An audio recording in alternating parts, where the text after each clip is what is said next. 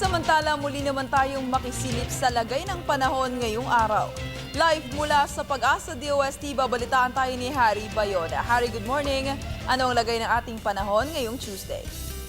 Alright, magandang umaga rin Sir Perceline. Magandang umaga Pilipinas. Good news nga po ang aking hatid ngayong Martes ng umaga dahil wala nga pong bagyo o namang sama ng panahon na umiiral sa Philippine Area of Responsibility.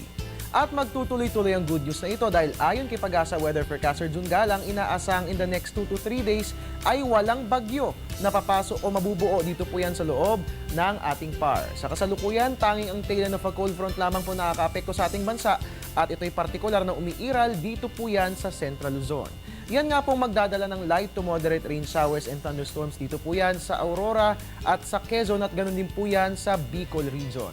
At samantala para sa asang lagay na panahon sa buong bansa, dito po yan sa Ilocos Region, Cordillera, Cagayan Valley at natitirang bahagi ng Central Luzon, maging dito po sa atin sa Metro Manila, asahan po natin ng partly cloudy skies na may light rains habang natitirang bahagi naman po ng bansa, asahan po natin na fair weather ang iiral maliban na lamang po sa isolated rain showers or thunderstorms. Generally speaking, maganda ang aasang lagay ng panahon for today. Pero ganun pa man, bitbitin pa rin natin ang ating payong para may proteksyon sa sikat ng araw at ganun din sa patak ng ulan.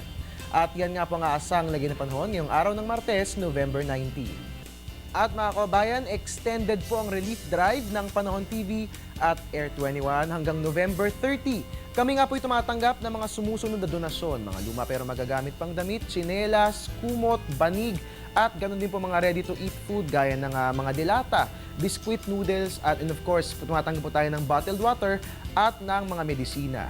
At tumatanggap din po tayo ng tulong para po sa mga gusto mag-volunteer na mag-repack ng ating relief goods. Pwedeng-pwede po yan ha. At para po sa inyong mga katanungan, tumawag lamang po sa Air 21 Customer Service Hotline 854-100.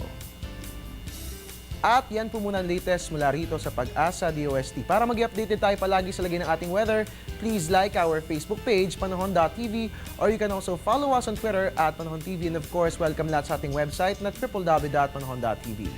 At your service po sa balitaan, ang inyong weatherman, Harry Bayona, nagpapaalalang tiwala lang. May tamang panahon ang bawat pagkakataon. Balik Sir Perceline, magandang umaga. Maraming salamat, Harry Bayona.